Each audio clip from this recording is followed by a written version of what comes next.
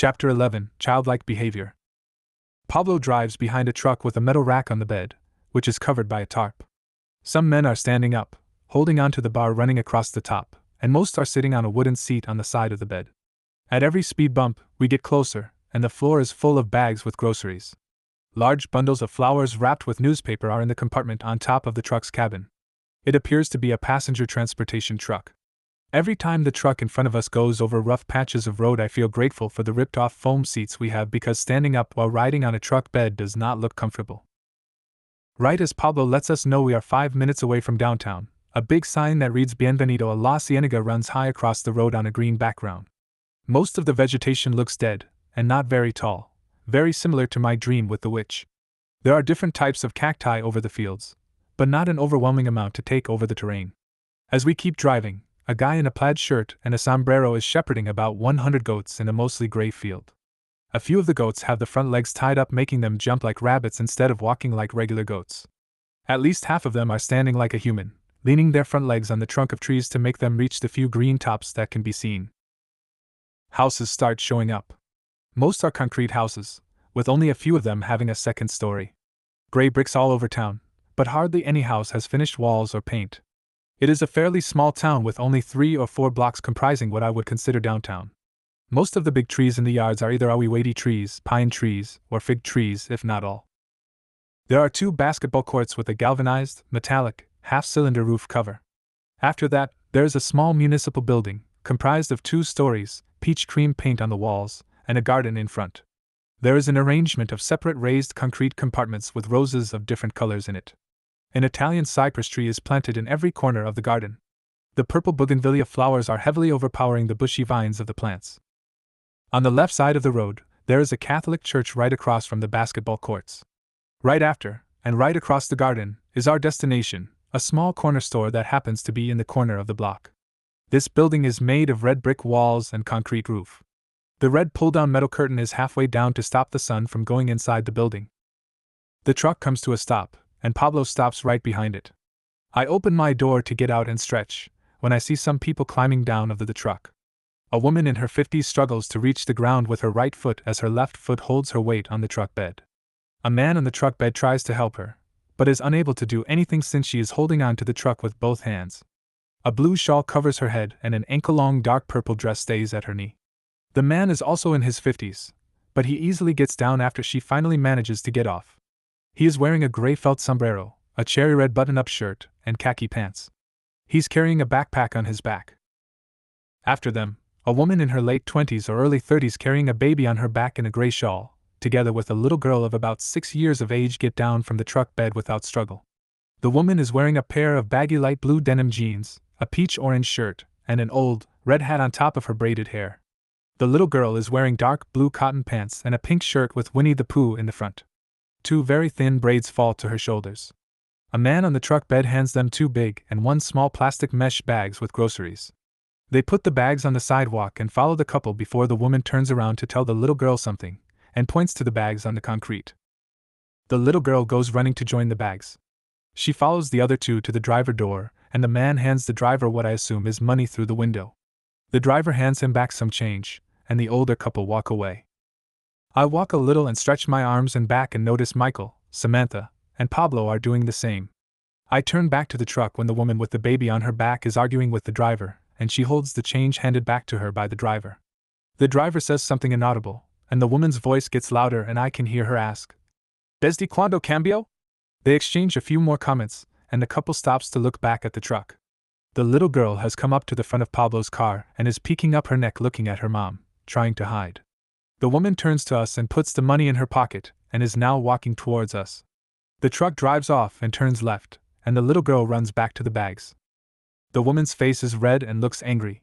"Vámonos," she says to her daughter as she puts her head down and picks up the 2 big bags, and the little girl picks up the small bag. They start walking towards the direction of the couple when the woman lets out a sob as she tries to suppress her crying. The little girl walks faster and looks up at her mom, who is trying to hide her face.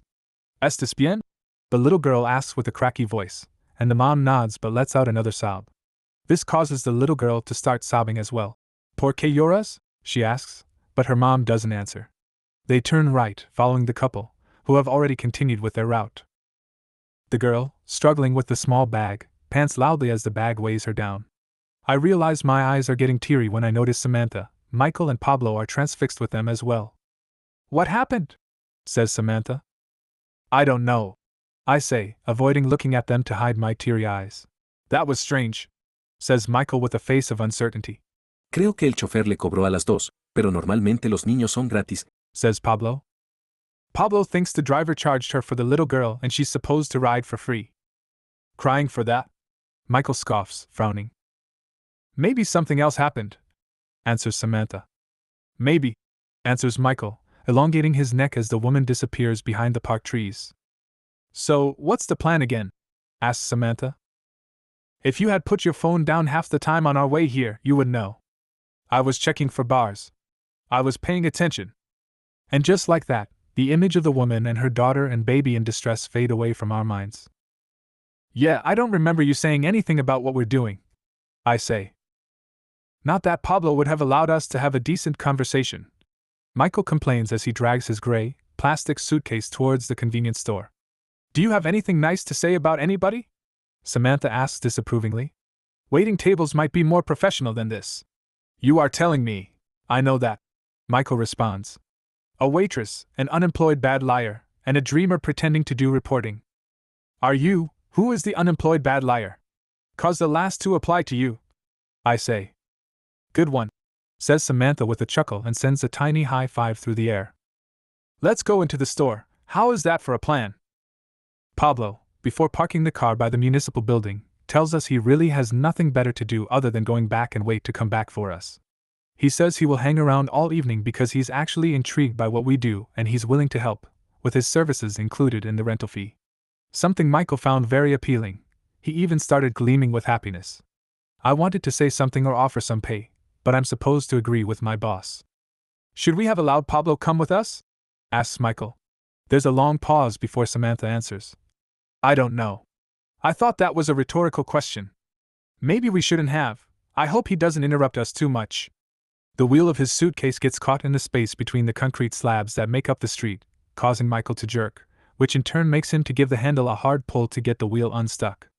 "Oh, I know," Michael says as his face lightens up. "I'll have him pull this big boy around. That way he's actually useful." A big smile replaces his previous frown.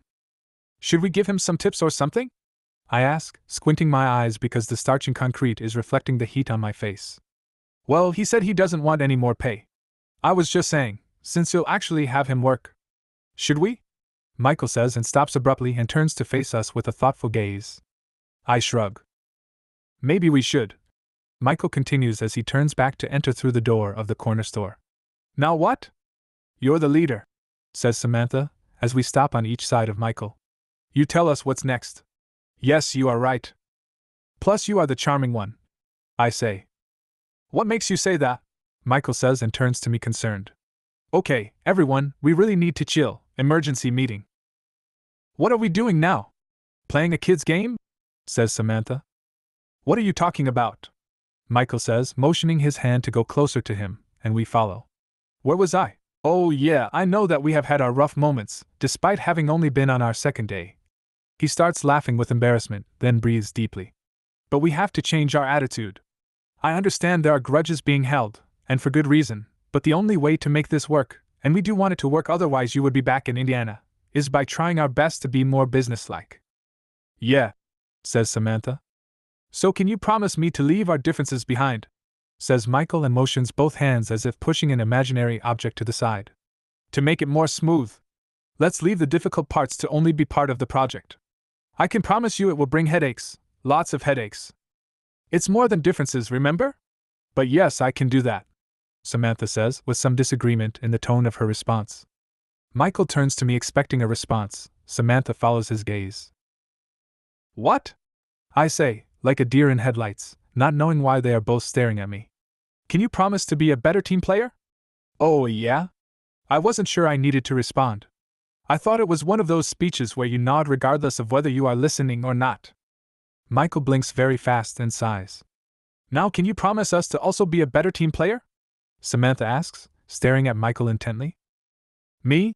says Michael, genuinely surprised at the question. Literally 2 minutes ago, you called me a worthless waitress. I did not say that. No, not in those words, but you might as well have said that. Michael sighs.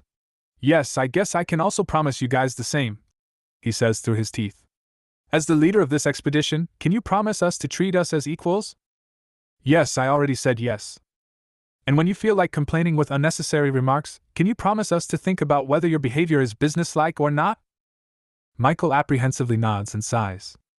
Are you not gonna answer? I say. Or are you not paying attention either? Yes, I do agree, Michael says, his nose almost flaring. Good. Emergency meeting adjourned, says Samantha, pointing her finger to the ceiling and lifting her chin higher, knowing that she was able to achieve as much authority over Michael as Michael over her. And me? I sigh. I'm just a follower of whoever is the closest at any given time. Michael does not react to Samantha's theatrics and stares blankly, which makes me smile a little. The store clerk lady is attentively looking at us having our conversation and is waiting for someone to come closer to the counter. She looks to be in her 60s. Classic red grandma glasses. Half of her hair is gray. Her floral top camouflages with the different types of junk food on both sides of the counter where she is standing behind. The light is not very strong, so her face is mostly lit by the sunlight reflecting the floor of the doorway. She looks friendly enough, but not very approachable.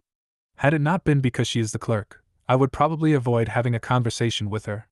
She looks like 95% of the people here. The three of us walk closer. Yo me llamo Michael, says Michael and looks up at the ceiling, struggling to come up with any Spanish his brain has retained from wherever life has taken him. There is a long pause before all he says is, Hola. We all burst out laughing. Even Pablo, who has finally joined us back, starts laughing without even knowing what happened. After conveying the reason for our visit, the clerk informs us that she unfortunately does not know much about the topic other than attending it every year, and making tortillas, and delivering them freshly made in the morning, with the corn provided by the authorities. She informs us that this year it will be celebrated in 2 weeks, March 2nd, 2 days after our departure. Something Michael found very unfortunate. For real? We were that close? Michael complains. I thought about it, but I wasn't sure you wanted to be there. I could have probably found out before coming? Now you're telling. I bet I can reschedule the flights though.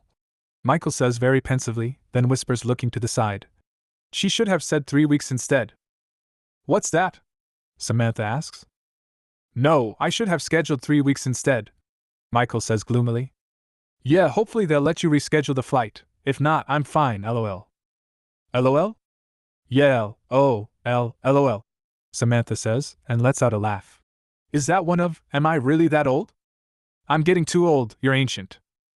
Michael sighs and walks to the desk and grabs a few junk food bags and walks out of the store shaking his head, then slowly walks back to pay after the clerk says, Va a pagar el muchacho. At least someone sees him as a youngin'. It's all the same to me, although I would have probably enjoyed witnessing the ceremony. A snake, so unconventional. So different. Revering a serpent. I feel an ache in my stomach, as if I'm causing a disservice. Maybe it is guilt. Is this one of those things the world goes after to destroy? What am I gaining from this? Am I being selfish? Thanking a snake? No thanks. And that was my friend disapproving of it. What would someone else say about it? What can of worms am I helping open? This is not a cool story to share, these are people's beliefs. People's culture. Holy guacamole. These are people's livelihoods. Am I selfishly throwing people's future in the fire? Is this what we're doing here? Exposure to the world's judgment. Snakes already have the worst reputation of all animals if I were to think about it, along with spiders, but maybe for that specific reason, someone revering a snake might not be accepted in society very easily. I have to be careful how Michael presents this story to the world. If only humans weren't such hypocrites. But we love living in a double-standard delusion, and we love to focus on other people's lives instead of ours. Which reminds me, I haven't called Joel about Ruby and Las Gallinas. Hola cabron, I say in the deepest tone that I can manage. Hey girlie, Joel responds with a flamboyant voice. Did you see the message from earlier? Yes, I'm actually in the chicken coop. I got 2 eggs. No más dos? Sí. I feel they should have at least 5. Well, there were only 2, they didn't need water, but I'll have to get them some feed. Los conejos también están bien, pretty much like the chicken. That's good, I say. You should make yourself breakfast with the eggs. It's literally time for dinner. I don't mean right now. I was just kidding, you stupid ass, he says and laughs mockingly. I sigh. Thanks for feeding them. No problem. He continues to annoyingly laugh. We have a fairly short conversation on our way to Tia Rosalinda, the name of the woman who might know more about the snake. I dump all the drama that has happened during the last 2 days on Joel, in Spanish to avoid Michael or Samantha overhearing us. Their nicknames end up being El Mico and La Soma respectively to avoid saying their names. He complains about some professor who thinks he needs to get ready for the real world. The real world? I've been living in the real world since I was 14 when I had to milk cows because I didn't want to be homeless, dirtbag. Joel had wished he had responded had he not been caught off guard. I have to hang up when Pablo is approaching the brick home of our destination.